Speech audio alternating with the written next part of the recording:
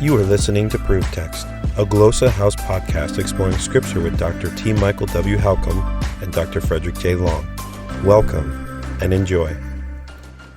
Hello and welcome to ProveText. I am Michael Halcomb and I'm excited about this episode because we have our friend Andrew Case with us, and you're going to love hearing some of the stuff he has to share. Andrew, we just started doing these kind of interviews or chats with people, and we're calling this series People We Love. So hopefully you feel loved. Awesome. We want you to know that we love what you guys are doing, and we appreciate you and your wife's ministry. And so I'm excited for people who may not be familiar with what you're doing, although I would assume that most of our listeners have picked up on some of the stuff you guys are doing. But if not, it'll be good to introduce them to y'all. So why don't we just start there? Why don't you tell us a little bit about who you are? Like, where are you and what are you doing these days?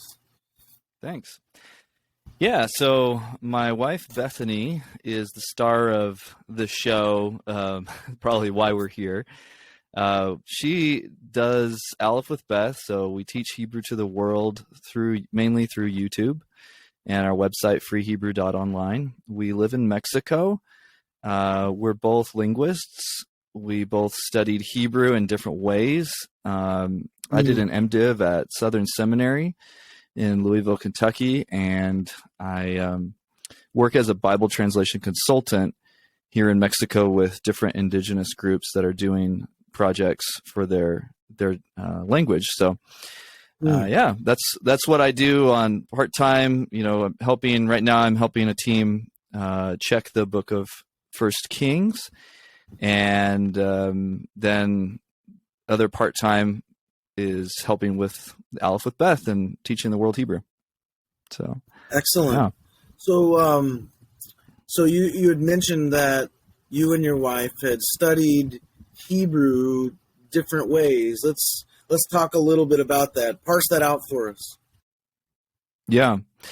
So I studied the traditional seminary way, the typical way where some people call it the drill and kill method. And it's basically you learn a lot of paradigms and learn a lot of grammar and a lot of vocab drills and stuff like that.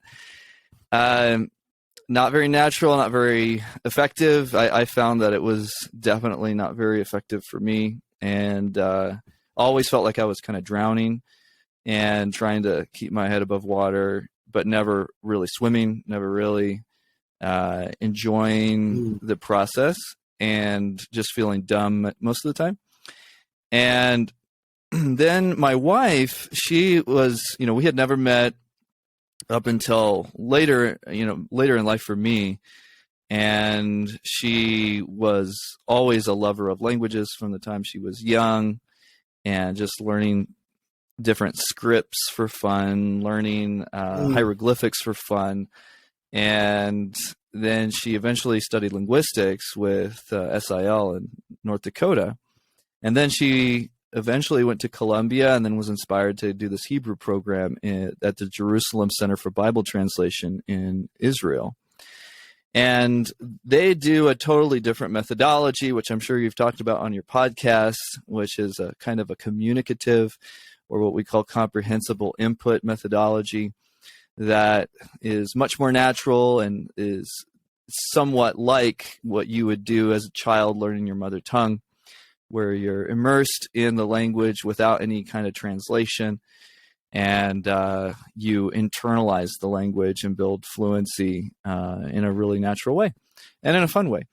So she got to study Hebrew that way mostly, and that was really a game changer for her.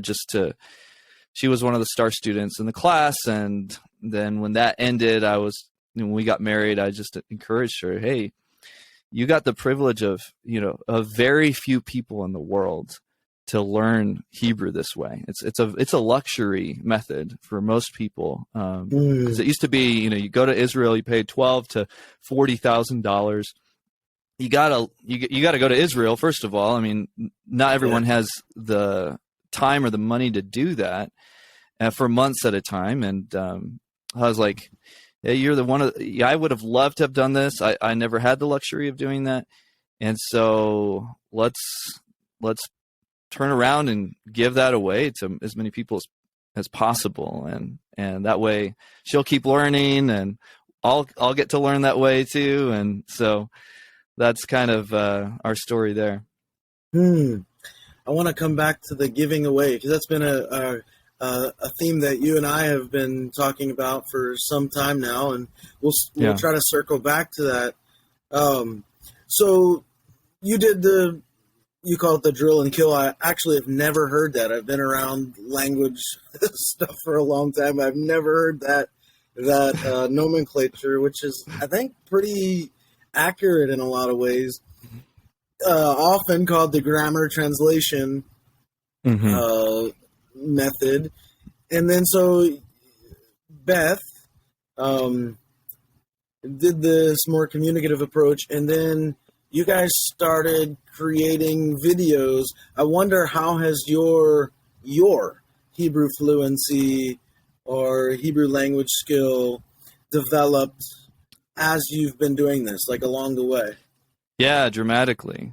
And I will say that, one of the reasons I'm passionate about this is because I developed really bad habits, and I think this happens to a lot of people, through the grammar translation method. And it trains you to, first of all, look at the language like a code, and to not read for fluency, but read for analysis. So you get caught up, distracted constantly by, okay, what is the parsing of this word? Which stem is it? Which root is it? All of that stuff, which is basically irrelevant if you actually have internalized the language. And so those habits that I developed over years of seminary, because I took a lot of Hebrew in seminary, and it was just over and over, like, this is what I have to master. I have to be able to read and then instantly in my head parse every word. And it doesn't matter how much text I can actually read and understand. It just matters how much of it I can analyze. And so that those bad habits are hard to kill. And so It's taken a long time for me to grow out of some of those. And I still have that baggage hanging on me in a lot of ways that I'm working on. But through this method, though, it does. I can tell the difference. I can tell the difference every day. And I'm not as diligent a student as probably a lot of the people following us, because I guess one of the sacrifices of teaching the world Hebrew is that you spend a lot of time doing stuff besides actually just enjoying reading lots of text, and that's one of my weaknesses right now. So if I sat down and said, I'm going to read an hour of Hebrew a day and that kind of thing, had that kind of discipline up to this point, I think I would be way further. We have people who've learned with our videos, and our videos don't even cover the whole gamut of Hebrew so far. We're only up to like 250 videos, and we need to make at least 500 or so. And if we have people who have told us, they've just made it through these, and then just by using a Reader's Hebrew Bible, an hour a day or something, they've made it through the entire Pentateuch and things like that.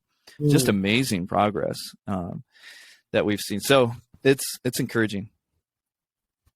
Yeah. Wow. And you guys recently received some sort of award from YouTube, I understand. Yeah, for crossing 100,000 subscribers. Yeah. Nice. Pretty crazy. So your reach is certainly growing, and your Aleph with Beth ministry has really taken off. Tell me a little bit about your translation work. Like, what does that look like? Give me, imagine you're taking me on site with you somewhere. Like, what would we be doing on any given day?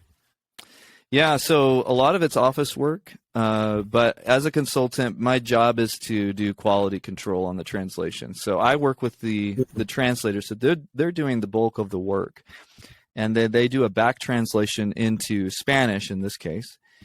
So they'll back translate what they have translated in their language into a very literal Spanish. So I can see a kind of a window into what decisions they've made when they've translated, what kind of idioms they've used, what kind of other things that are going on, whether they've jumped over something, missed something, whatever. And so through that back translation, I can ask a lot of questions and I can make suggestions. And so I go through, we use a special software called ProveText. So you could be remote. They live in another village about maybe 9 hours drive away near the coast of Mexico. And so I don't actually have to live in their village. I'm able to live here in the city of Oaxaca, and I'll write notes, kind of like on a Google Doc. I'll write lots of notes on their translation and send those off, and then we'll have some Skype calls or conversations go back and forth about making these decisions. And you'll be surprised the kinds of stuff that come up. Like, for instance, I spent an entire 2 days when I was checking First Kings on cult prostitution, because it was something that I did not know enough about. And we ran into this issue where the word Keddashim is, they were wanting to translate it as sodomy or sodomites. And that's actually what the KJV does. And that's what some of the old Spanish translations do. And then there's other translations that say cult prostitutes, and then there's other stuff. So I had to do a lot of research. This is one of those things you never know what you're going to end up diving into, finding scholarly articles on and trying to dig up things and making phone calls to professors, because the cult prostitution issue is actually a really hard issue. I'm going to do a podcast on it someday soon. Yeah, tell us a little bit about your podcast. You run a podcast as well. Yeah, my podcast is called Working for the Word, and so you can go to workingfortheword.com, and it's basically all about Bible translation, the history of it, behind the scenes, you name it. So anything you can imagine, especially to serve people who are supporting Bible translation, and they're wondering, like, what is actually going on behind the scenes? It's like it's very hard to find very clear and concrete examples and just narrative of what actually is going on and what kinds of changes are happening on the field in Bible translation, because there's a lot of ongoing developments that people just aren't aware of. A lot of people are under the impression that, oh, well, you just go in like Hudson Taylor or Adoniram Judson or William Carey, and you're just going to pump out a translation yourself after you learn the language for 12 years and stuff like that. And they're kind of stuck in that kind of ancient mentality of how things used to work with Bible translation. And there's been a lot of changes. And so I try to cover all of that and keep people aware and challenge the organizations involved in translation to reform in different ways, to improve in different ways, because as professional development, I'm learning a lot, and I also want to help improve the whole field, and there's a lot of ways it can improve. So, yeah.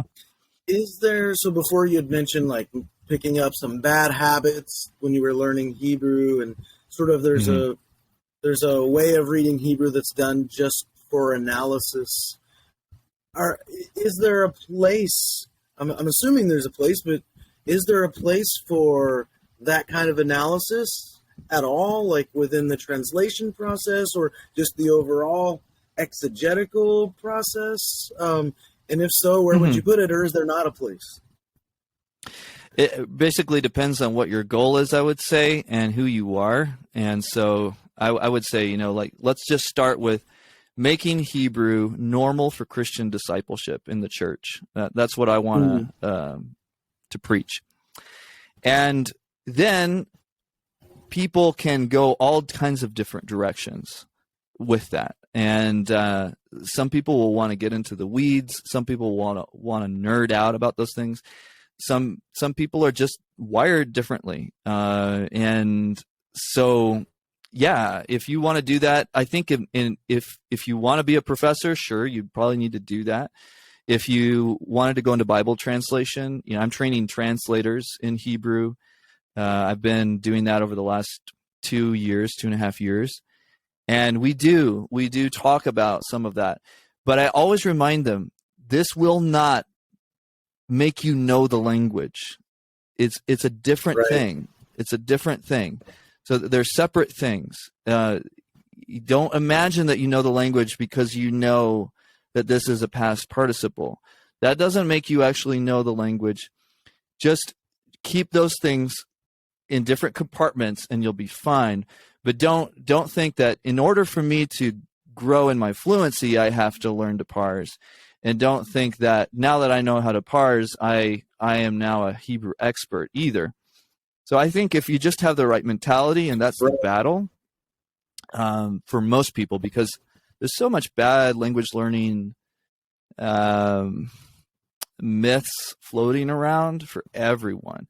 Yeah. And no matter who they are, and those get picked up just in the air by so many people, and they set themselves up for a difficult road if they're thinking, okay, the real language learning is happening when I'm learning that this is a cal, a vayikdol or whatever kind of verb. And so I'm just constantly trying to drill that in, like, okay, that doesn't matter if you're trying to build fluency. It just doesn't matter. Yeah. So, yeah, I think, so for Bible translation, going back to that, for the kind of precision that's required in Bible translation, that will often come down to not necessarily a knowledge of fluency, but a knowledge to be able to use the tools, to be able to parse something out and do a really in-depth dive. Then, yeah, you'll need some of those tools, but it's just a different toolbox. Yeah. Yeah. So there's a difference, right, in knowing the language and knowing about the language. Yeah. Yeah. Two very different things. Yeah. One of the things we try to do on the podcast episodes here is try to sometimes find a balance of the two. So when Fred and I are on an episode together, right, he loves, what you say, geeking out about, I don't know, like a grammatical or syntactical construction. Yeah. I'll be reading the stuff aloud and making points about pronunciation. So it's kind of interesting trying to strike a little bit of a balance there. Even across our Glossa House sort of resources and curriculum, trying to do that as well. But yeah, well, one of the, I mentioned earlier, one of the things that you and I had a discussion about, which I find kind of endlessly fascinating, and I'm thinking a lot about these days. I've actually been thinking about for a while. One of your things, I don't know if hobby horse or whatever is the right word for it, but is you're all about like making sure the resources are free, right? And that this is unencumbered, sort of been built into what you're doing from day one. So I really want to talk about that. I want to give our listeners a chance to sort of hear your angle on this, and I'm not going to try to like debate or anything, but I think you have an interesting perspective, and it'd be worth discussing. So if you're up for talking a little bit about that, kind of share with us the impetus for this. Let's create resources and make them free, and as you said, unencumbered. Yeah. So I was influenced early on by John Piper in a lot of ways, and his ministry and the philosophy of ministry that they have since the beginning of giving away his books for free, even the physical books. When I was in college, they had the whatever you can afford policy. I was very, very poor in college, and as most people are. And so I actually availed myself of that offer And it was incredible, because they say whatever you can afford or free, if you can't afford at all. And they'll send you the physical books. And that really made an impact on me early on. So I think that model stuck with me. And so when I started recording music, I'm a musician, do a lot of songwriting and recording, and I wanted to do the same thing and just give it away, just the free download, no strings attached kind of thing as well. And then when I started writing books, did the same thing. But basically, there's this I think mentality in the West. I just want to maybe prick everyone's thoughts a little bit with this, but I think it's important for us to think about, consider that in the West, in America, in North America, which is the richest civilization in all of human history, and also the most materialistic civilization and society in all of human history. If that's the case, I think it's worth considering that we may have a blind spot when it comes to the commercialization of Christianity. And so I kept running into again and again. I had the example of Piper, but I saw a lot of people were basically doing the opposite, just making it as difficult as possible to get your hands on gospel ministry resources if you didn't pay for them, if there was not an exchange, a commercial exchange. And the more and more I rubbed shoulders with other people, I started reading a book called The Christian Commons, read another book called The Dorian Principle. Both of those books are free. I started to develop a more robust kind of philosophy of this. So not just free as in free of cost, but also free as in freely, no chains, no strings, no obstacles in your way, no friction in the way of you getting to these kinds of resources. Because a lot of the times the friction itself is what turns people away. It may be free, but they have to fill out a form or they have to do this or that. And so I think just the warp and woof of the Bible, of God's character. We can talk about individual verses and argue about those, but I think if you're really a careful student of Scripture, there is a radical generosity in the heart of God, a radical generosity. He gives up his only son, which is like kind of like the baseline of like Sunday school Christianity, right? John 3:16. He gives up his only son, his own life, so that we can have life without cost, without money, without price. So is that, I think, informs or should inform the way more people do ministry. Now, this is never to say that ministry should not be supported. It just shouldn't be sold as a commercial exchange. And that's the difference. It's a big struggle for a lot of people to grasp, but I just want to say it again. Ministry should be supported and supported generously, but just not sold.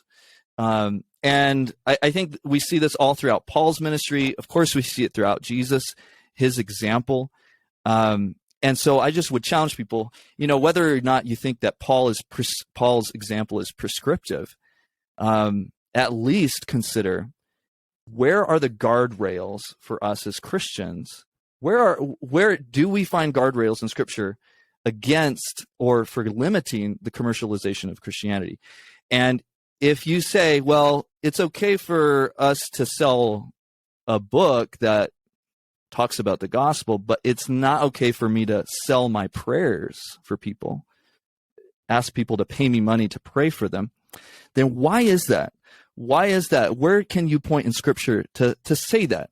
Because I think most people would agree that's kind of a grievous distortion of Christianity, to be charging someone for baptism, to baptize them, or charging someone to pray for them, or charging them to come in on a Sunday morning to a church service to hear a sermon. And so I think we're all kind of caught right now in this kind of inconsistency we've compartmentalized some things in our Western Christianity, and then we've kind of given a blanket approval to a lot of other ways of commercializing Christianity.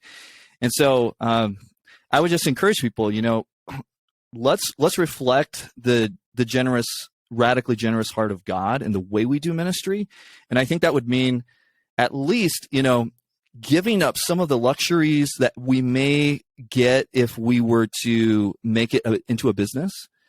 If God was able to give his only son, what can we give up so that others who are less privileged, who may not be able to afford a Hebrew course ever, no matter how cheap it is, who may never be able to afford, a $200 commentary or academic volume, whatever it is, how are we laying down our lives, or as Paul says in Galatians, bearing one another's burdens and so fulfilling the law of Christ?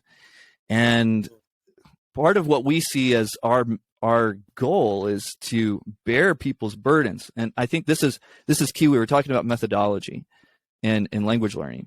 And there are a lot of teachers and professors who believe that their job is to cast burdens upon their students and just make Hebrew and Greek or whatever as burdensome as possible, because that's what happened to them. They kind of had to slog through it. And they're like, well, we're gonna make you guys all suffer as much as possible and groan. And at the end of the day, that's just not the heart of Christ. I don't think that is the law of Christ. We want to bear people's burdens, and part of that is we bear the cost, but we also bear the issue of making it as palatable, as enjoyable, and as accessible to people as possible. And even to the point of the comfort of their own home. It's one thing to be like, well, yeah, fly over to Israel and then you can have the course for free. Well, that's not bearing that burden, because they can't leave their family or their job or whatever. So we're trying to just think, how can we bear people's burdens and fulfill the law of Christ in this area? And this is how we're moving forward. Yeah. Yeah, it's very intriguing. A lot of that really resonates with me. I know we've talked before. Well, I've voiced some of my concern about proof texting and that sort of thing, that coming from some of that corner that doesn't resonate so well with me. But yeah, having that foundational baseline of the radical generosity, I think that's a really good and really even just a beautiful starting point, and that resonates with me deeply.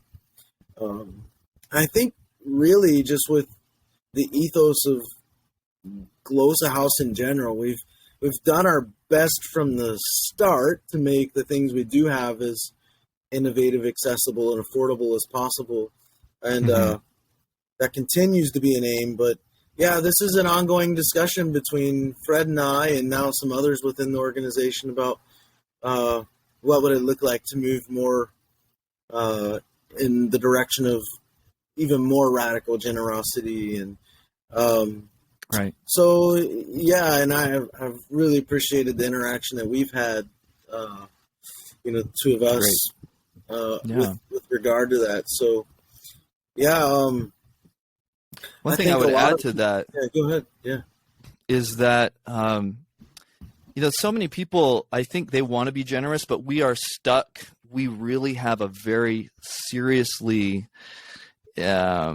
saturated culture with this kind of, you've got to monetize everything. Like the church itself is screaming that at you left and right, either through example or just straight up. The first thing everyone's going to ask you is like, oh, and we get this all the time.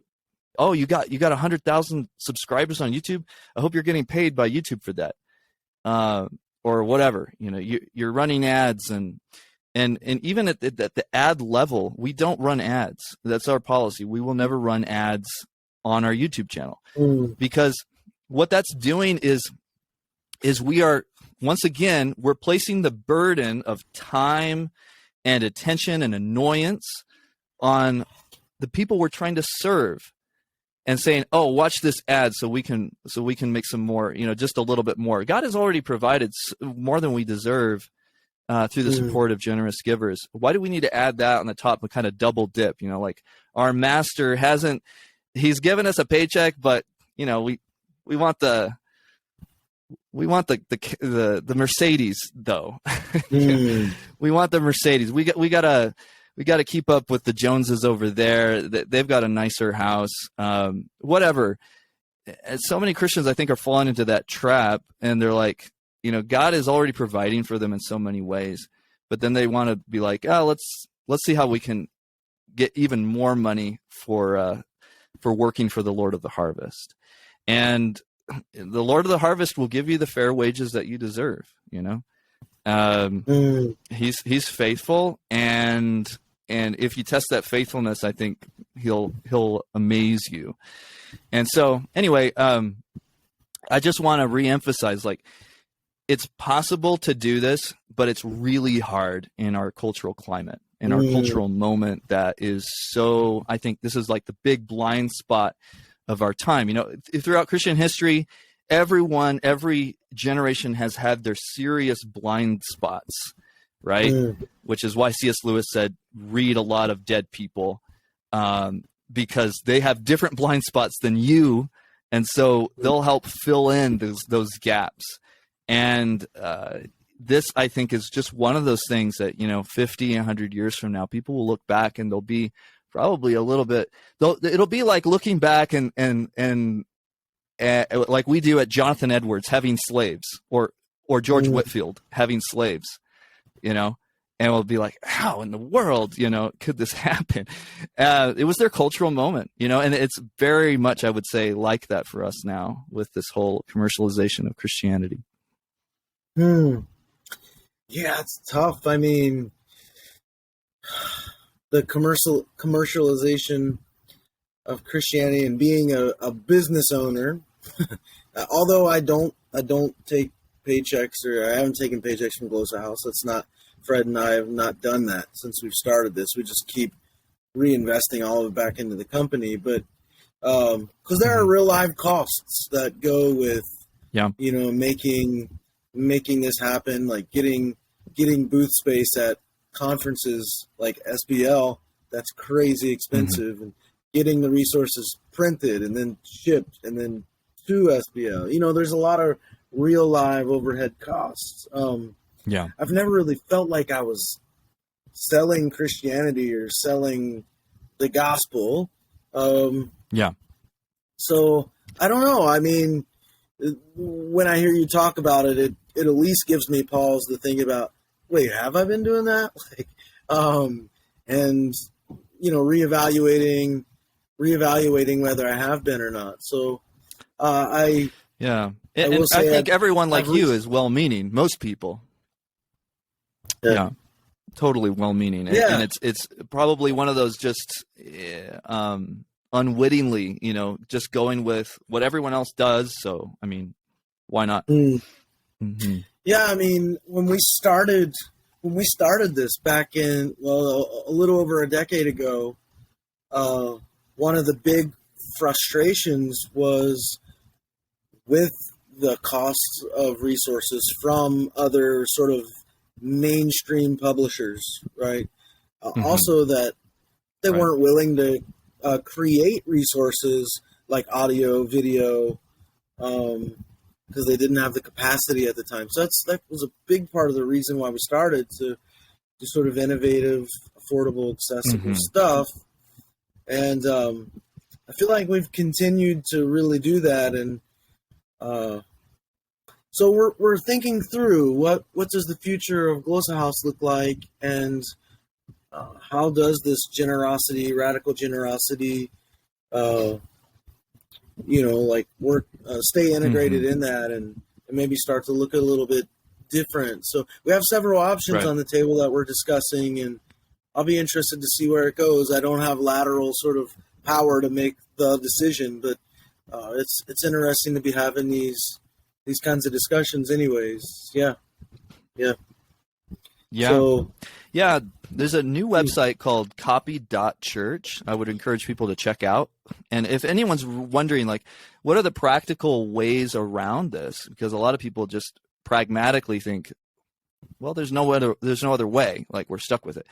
The models and the massive system that we live in.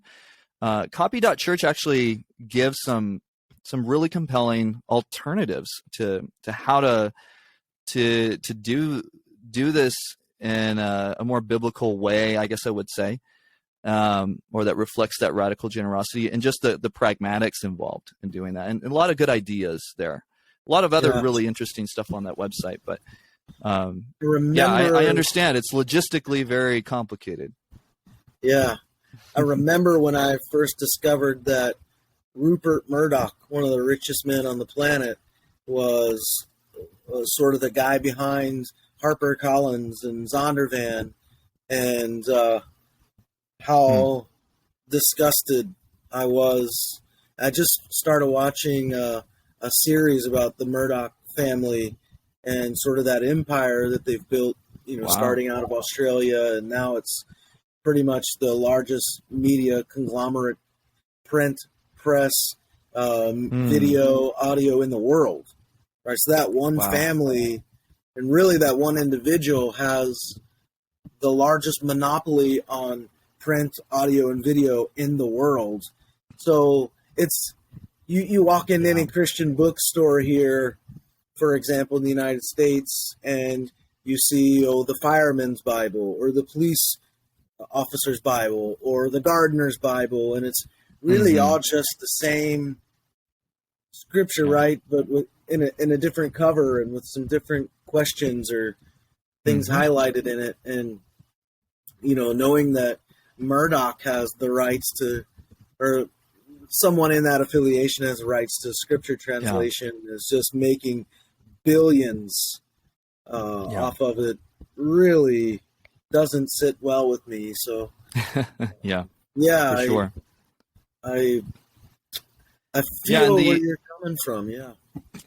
The issue too is that, the local church, the more that we take this out of the responsibility of the local church and farm it out to so-called professionals, the more we end up with these kinds of things happening.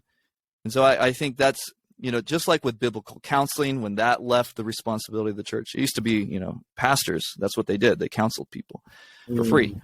And then they farmed it out. They're like, that's too hard. I don't want to do that stuff. Let's farm it out to professionals and have them pay, people pay $60 an hour for to get truth and wisdom. But then, you have even with missions as well. And so if the local church would just take more responsibility, the local church has been doing non-commercial stuff for centuries, right? They don't sell anything. At least they shouldn't. But they're not selling tickets on Sunday morning. They're not charging for baptisms. They're not charging admission to the Lord's Supper. And yet their overhead expenses are covered through the free donations of the people of God. And so why can't a conglomerate of churches just say, hey, we're going to have a publishing house and we're going to publish stuff. We're going to pay, through the support of our people. We're going to pay for great typesetters, and we're going to pay for amazing editors and who work full time to produce beautiful books that are free digitally and that we sell at cost physically, to just cover the physical costs. And then that's it. It's the local church can do that. They've been doing it. They do it all the time without a kind of monetization model.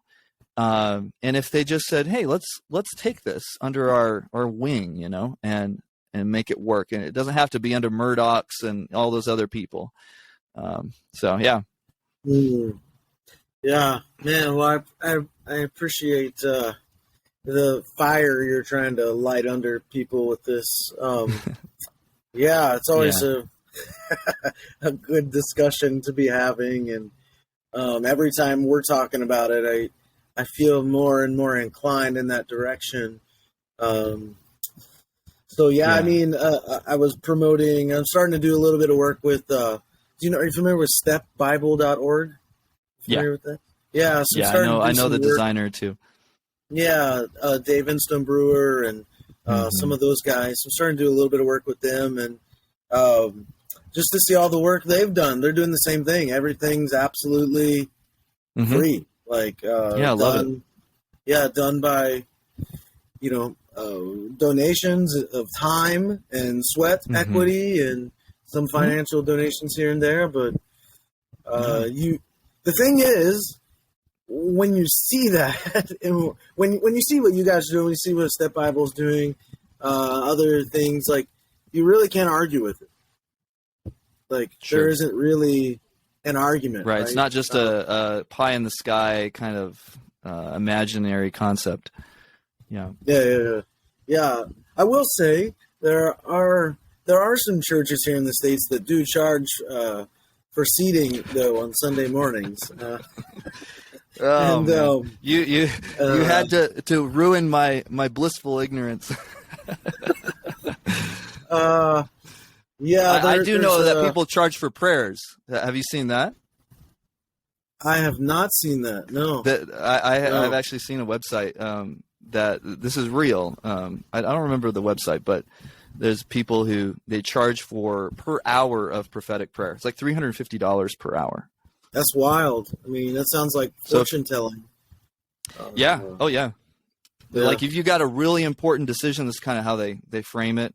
Really important decision coming up, or really important business venture or something like that. They'll give you like an hour of prophetic prayer for starting at $350 an hour. Yeah.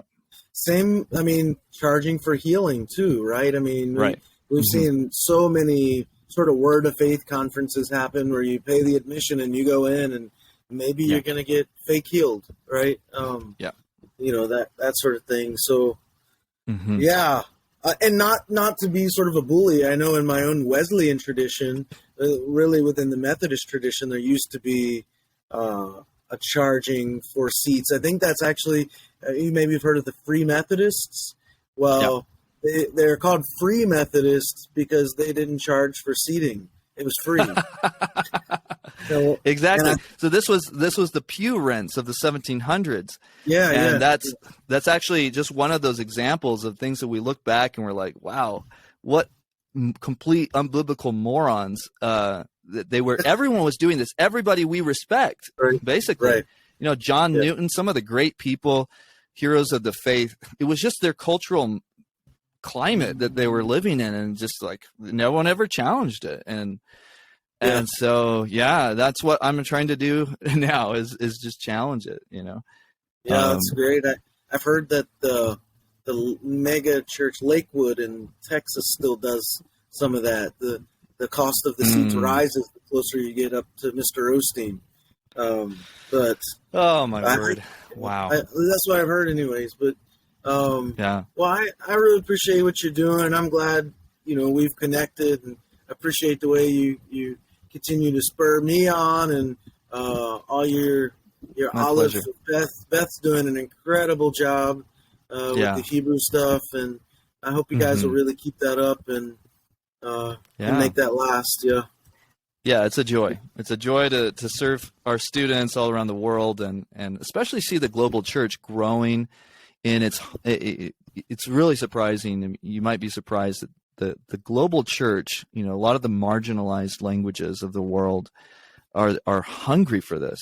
And that's why we have 100,000 subscribers. It's not because it's all from the U.S. In fact, the most subscribers of any country is Brazil. And so there's just a hunger. We've got tons in India, just tons in Latin America in general, a lot of in Indonesia. So God's doing a work there, and we're excited to see, in a generation, a lot of the great Hebrew scholars God raises up to be from some of these countries and not from the U.S. Yeah, amazing. Well, we like to end the episode with a parting shot, a quote that may be related to what we're talking about or completely unrelated. You have anything for us? I do. Martin Luther, this quote from Martin Luther haunted me for years. He says, "It is a sin and shame not to know our own book or to understand the speech and words of our God. It is still a greater sin and loss that we do not study the languages, especially in these days when God is offering and giving us men and books in every facility and inducement to this study, and desires his Bible to be an open book."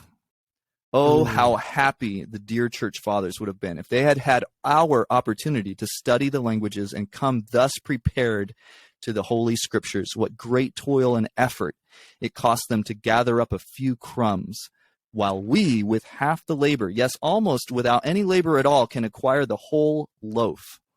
Oh, how their efforts puts our indolence to shame. Yeah, humbling. Thank you for sharing that, and thank you for your time, Andrew. God bless you and Bethany and your ministries and your little one. And Thank you. Yeah, Likewise. May the Lord's face shine upon you and be gracious to you and show you peace and all those wonderful things. And for those of you listening or watching, thank you so much for your support. We're very, very grateful for that too, and we hope you've been blessed by this conversation with me and Andrew. Until next time, aloha. Interested in growing your ancient language skills but not sure where to start? Glossa House can help. From illustrated readers and short stories to lexicons and grammars, Glossa House offers a variety of resources for beginning, intermediate, and experienced ancient language learners. Head to glossahouse.com today. Glossa House, language resources for the global community.